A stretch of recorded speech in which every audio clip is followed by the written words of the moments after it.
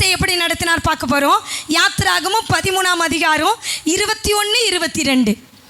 அவர்கள் இரவும் பகலும் வழி நடக்க கூடும்படிக்கு கர்த்தர் பகலில் அவர்களை வழி நடத்த மேகஸ்தம்பத்திலும் இரவில் அவர்களுக்கு வெளிச்சம் காட்டு அக்கினி ஸ்தம்பத்திலும் அவர்களுக்கு முன் சென்றார்.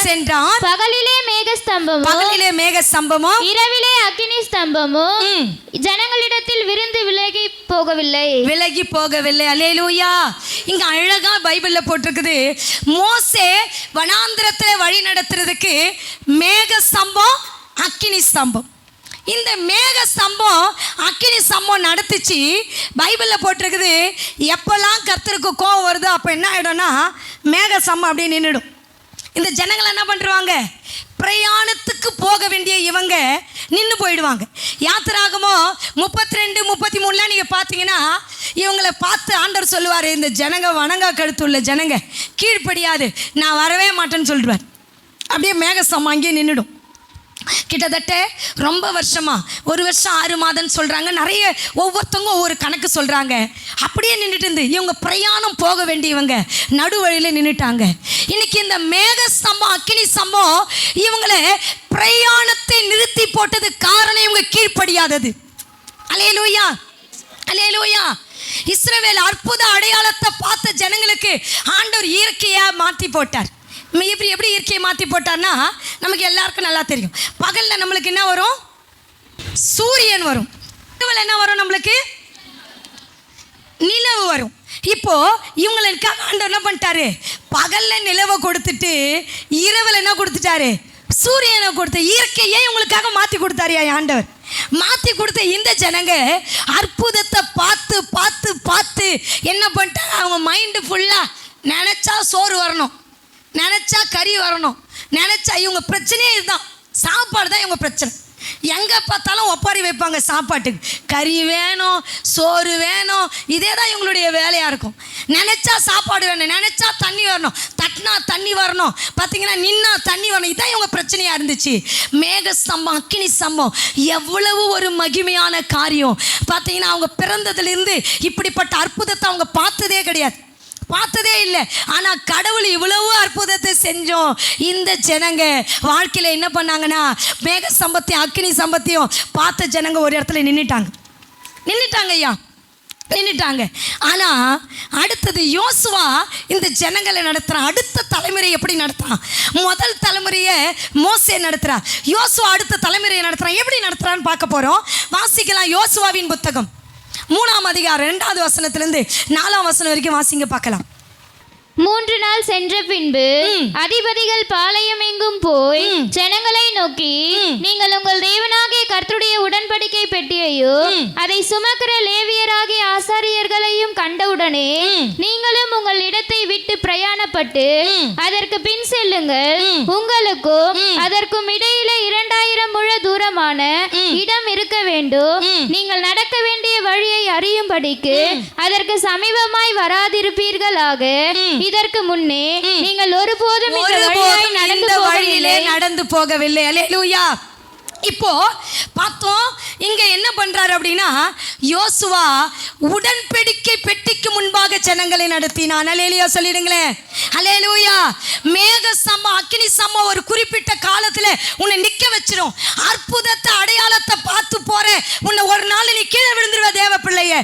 ஆனா உடன்படிக்கை பெட்டிக்கு பின்னாடி நீ நடந்து போவனா, வசனத்துக்கு பின்னாடி நீ நடப்பண்ணா, இந்த வசனம் உன் வாழ்க்கையிலே ஆண்டவர் வாக்குத்தத்தம் பண்ண கானானுக்கு உன்னை கொண்டு போய் சேர்க்கும்.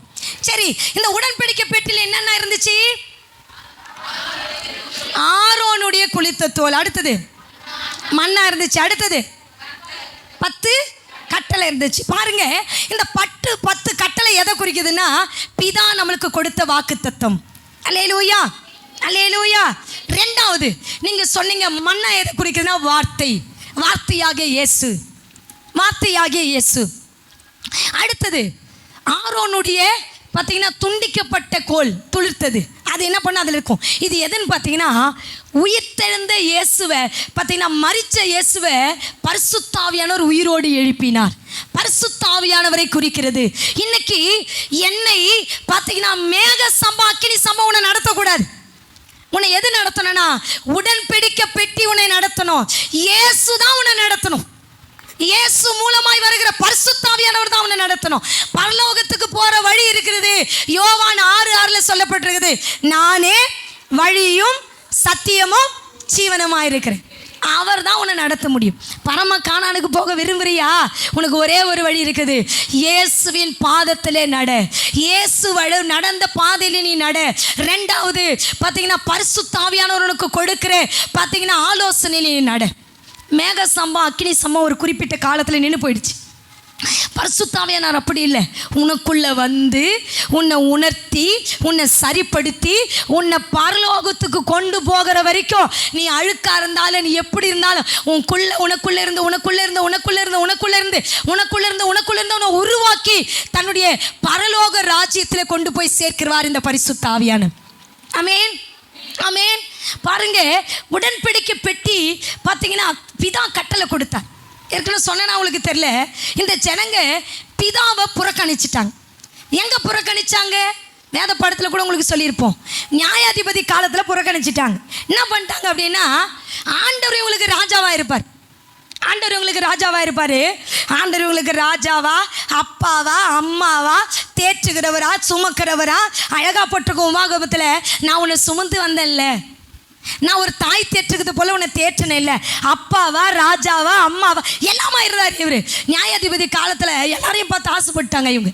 எனக்கு ஒரு என்ன பண்ணணும், நியாயாதிபதி காலம் முடிஞ்சிட்ட உடனே எனக்கு ஒரு ராஜா வேணும். சாமுவேல் போய் அழறாரு ஒரே ஆள். ஆண்டவர் சொன்னார், அவன் உன்னை புறக்கணிக்கல, என்னை புறக்கணிச்சிட்டான். அல்லேலூயா. உன்னை புறக்கணிக்கல, யாரை புறக்கணிச்சிட்டான்? என்ன பிதாவை புறக்கணித்து விட்டார்கள். அடுத்தது இயேசு இந்த உலகத்திலே மேசியாவாக பிறந்தார். அவருடைய மேசியா பிறந்தார், ஒரு ராஜாவா பிறந்தார். ராஜா பிறந்தாதான் என்ன பண்ண முடியும்? நட்சத்திரம் உதிக்கும். கிழக்கிலிருந்து ஒரு நட்சத்திரம் உதித்தது. அதனாலதான் என்ன பண்ணாங்க அந்த சாஸ்திரிங்கெல்லாம், ஏரோது வீட்டில் போய் கேட்டாங்க, பார்த்தீங்கன்னா யூதருக்கு ராஜா எங்க பிறந்திருக்கிறான்னு கேட்டாங்க. இப்படி வாழ்ந்து இவர் என்ன பண்ணிட்டாங்க அப்படின்னா புறக்கணிச்சிட்டாங்க.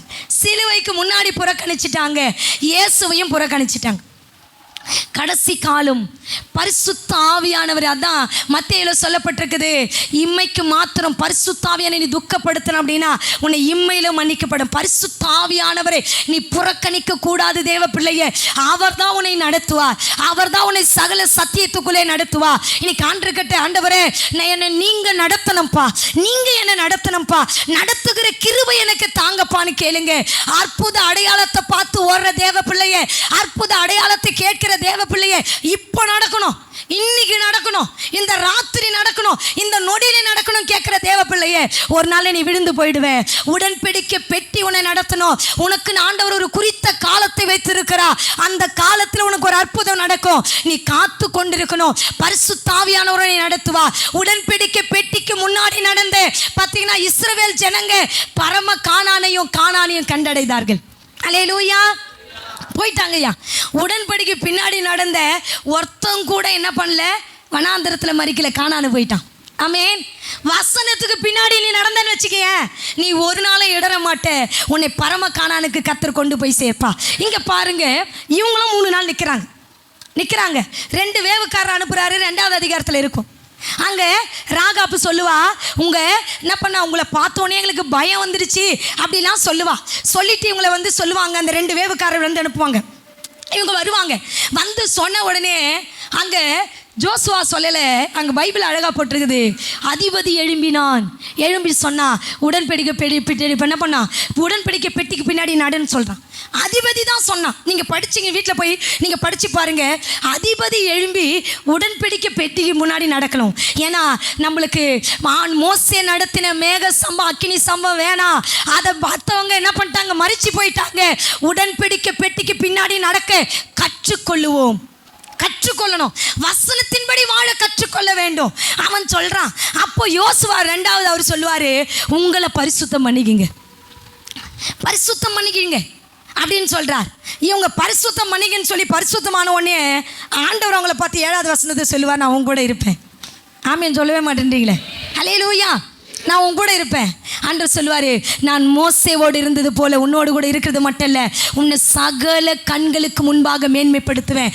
எவன் ஒருத்தன் வசனத்தை பிடித்து வசனத்தை பின்னாடி நடக்க கற்றுக்கொள்ளுகிறான், அவனை சகல ஜனங்களுக்கு முன்பாக கர்த்தர் மேன்மைப்படுத்துவார். ஆமென், ஆமென்.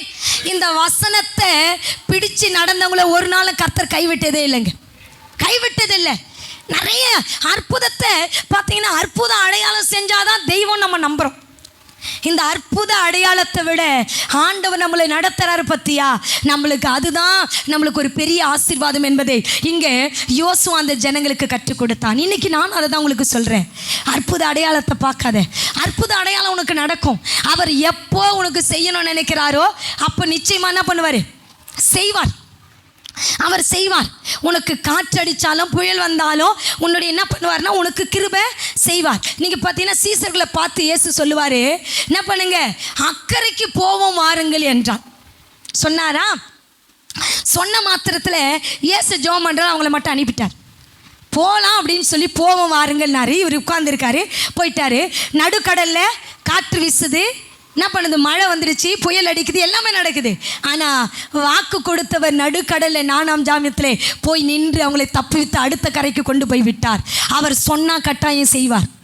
நம்ம செய்ய வேண்டிய காரியம், அவர் சொல்கிற இடத்துக்கு நம்ம போகணும், அவர் சொல்கிறபடி வாழணும், அவர் சொல்கிறத கேட்கணும். அப்படி நீ கேட்டேன்னா இங்கே பாருங்க, அந்த ஜனங்க கேள்வியே கேட்கல. உடன்படிக்கை பேடி பின்னாடி எப்படி நடக்க முடியும், என்ன சொல்கிற, அற்புத அடையாளம் எதுவுமே கேட்கல, நடந்து போயிட்டே இருந்தாங்க. கேள்வி கேட்காம அவர் சொல்கிற பாதையில் நீ நடந்தினா அவர் உன்னை தப்பான பாதையில் நடத்தவே மாட்டார். அவர் செய்கிறதெல்லாம் நன்மைக்காக இருக்கும். அல்லேலூயா. இந்த உலகத்தில் நீங்கள் பார்த்தீங்கன்னா நம்ம மேலே அன்பு வச்சிருக்கிறவங்க முதல்ல நம்ம படைத்த கடவுள். அல்லேலூயா. நம்ம நல்லா இருக்கணும்னு நினைக்கிறவங்க பார்த்தீங்கன்னா நம்மளை பெற்ற தாய் தகப்பன். அல்லேலூயா. நம்ம நல்லா இருக்குன்னு நினைக்கிற பார்த்தீங்கன்னா அவனுக்கு கொடுக்கப்பட்ட ஊழியக்காரர்கள். இது இவங்களை மிஞ்சி உன் வாழ்க்கையில் ஒன்று நடக்காது. அவங்களுடைய அந்த 3 காரியத்துக்கு நீ செவி கொடுப்ப அப்படின்னா உடன்படிக்கை பெட்டி உன்னை பரம கானானுக்கு கொண்டு போய் சேர்க்கும். அல்லேலூயா, அல்லேலூயா. நம்ம எல்லாம் சொல்ல போகிறோம், ஆண்டவரே எனக்கு மேக சம்பா அக்கினி சம்பம் வேணாப்பா. சொல்லுங்க பார்க்கலாம், எனக்கு மேக சம்பா அக்கினி சம்பம் வேணாப்பா. உடன்படிக்கை பெட்டிக்கு முன்னாடி நடக்க கிருபையை தாரும். வசனத்தின் வழி நடக்க எனக்கு கிருபையை தாரும். அல்லேலூயா, அல்லேலூயா. ஆண்டவர் நடத்துறதுக்கு உங்க வாழ்க்கையை ஒப்பு கொடுக்கணுங்க. ஆண்டவர் நடத்துறதுக்கு என்ன பண்ண, உங்க வாழ்க்கையை ஒப்பு கொடுங்க. ஆண்டவர் கிட்ட தினமும் கேட்கணும், என்ன நீங்க நடத்துங்க. என்ன கேட்கணும், என்ன நீங்க நடத்துங்க. அல்லேலூயா. நம்ம எல்லாம் சொல்லமா, என்னை நடத்த வேண்டிய வழியில நடத்துங்க, என்னை சேர்க்க வேண்டிய இடத்தில சேருங்க, என்னை நடத்த வேண்டிய வழியில நடத்துங்க, என்னை சேர்க்க வேண்டிய இடத்தில சேருங்க.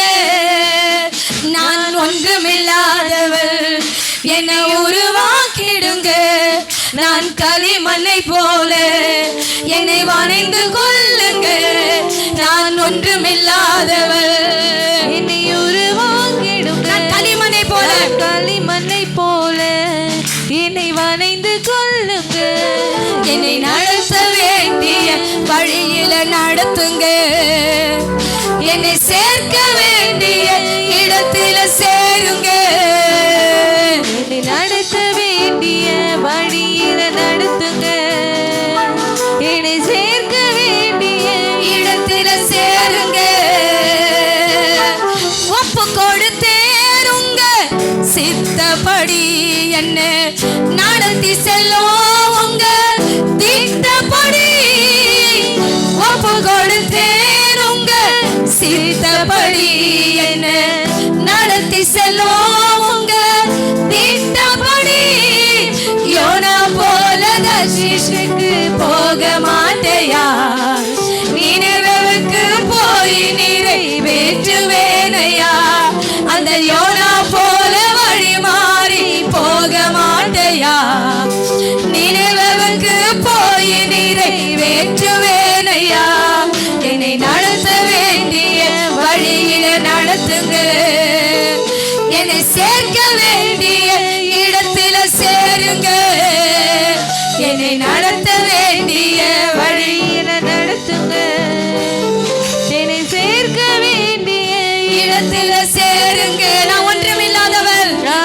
ஒன்றுமில்லாதவள், என்னை உருவாக்கிடுங்க. நான் களிமண்ணை போல என்னை வணைந்து கொள்ளுங்க. நான் ஒன்றுமில்லாதவள், என்னை உருவாக்கிடுங்கப்பா. என்னை உருவாக்கிடுங்க. நான் களிமண்ணை போல என்னை வணைந்து கொள்ளுங்க. அல்லேலூயா. நம்மளை நடத்துறவர் ஒருத்தர் இருக்கிறார், அவர் கையில நம்மளை கொடுக்கணும். யோசுவா கொடுத்தான், அவங்க கானானை சென்றடைந்தார்கள். நீங்க ஆண்டவர்கிட்ட உங்களை கொடுங்க, அவர் உங்களை நடத்துவார். அல்லேலூயா.